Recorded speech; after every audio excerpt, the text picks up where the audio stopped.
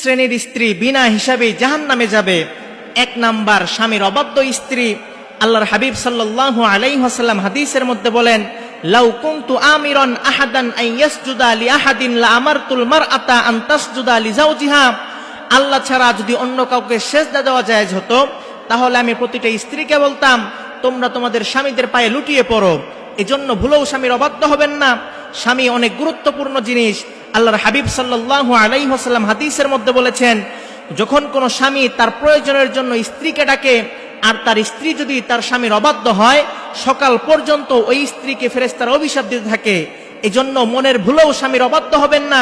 আরেক হাদিসের মধ্যে আল্লাহর হাবিব সাল্লাল্লাহু আলাইহি ওয়াসাল্লাম বলেছেন, দুনিয়াতে যদি কোনো স্ত্রী তার স্বামীকে কষ্ট দেয়, তখন জান্নাতের হুরপুরীরা ওই স্ত্রীকে ডেকে বলে, হে হতভাগা নারী, আল্লাহ তাআলা তোমাকে ধ্বংস করে দিক, তুমি তোমার স্বামীকে কষ্ট দিও না, সে অচিরেই আমাদের কাছে চলে আসবে।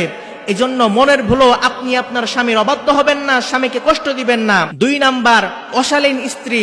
আল্লাহর হাবিব সাল্লাল্লাহু আলাইহি ওয়াসাল্লাম হাদিসের মধ্যে বলেন, জাহান্নামের মধ্যে দুই শ্রেণীর লোক রয়েছে যাদেরকে আমি এখনো দেখিনি।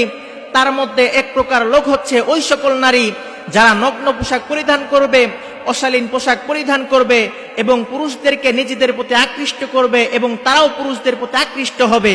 আর ওই সকল নারীরা, ওই সকল স্ত্রীরা জান্নাতে প্রবেশ করবে না, এমনকি তারা জান্নাতের ঘ্রাণও পাবে না। আরেক হাদিসের মধ্যে আল্লাহর হাবিব সাল্লাল্লাহু আলাইহি ওয়াসাল্লাম বলেন, মা তারাকতু বাদি ফিতনাতান আদররা আলার রিজালি মিনান নিসা।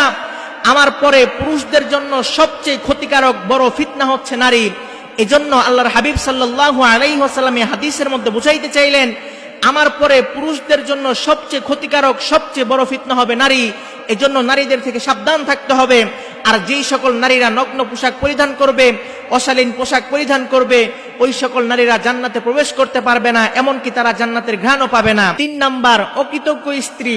আল্লাহর হাবিব সাল্লাল্লাহু আলাইহি ওয়াসাল্লাম হাদিসের মধ্যে বলেন, লা ইয়ানজুরুল্লাহু ইলা ইমরাতিন লা তাশকুরু লিজাওজিহা।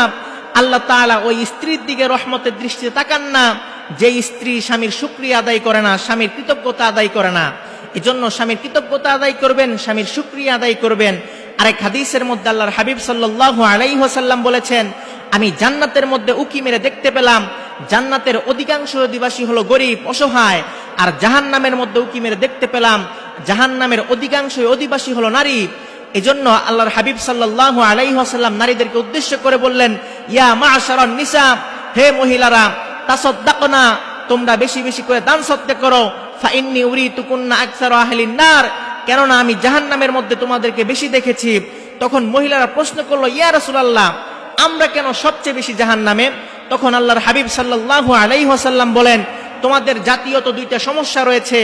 এক নাম্বার হলো তুকসিরনা লানা, তোমরা মানুষকে বেশি বেশি অভিশাপ দাও। দুই নাম্বার হলো ওয়াতাকফুরনাল আশিরা, এবং স্বামীর শুকরিয়া আদায় করো না, স্বামীর কৃতজ্ঞতা আদায় করো না। এজন্য স্বামীর শুকরিয়া আদায় করবেন, স্বামীর কৃতজ্ঞতা আদায় করবেন, অন্যথায় এই একটি ভুলের কারণে আপনাকে জাহান্নামে যেতে হবে।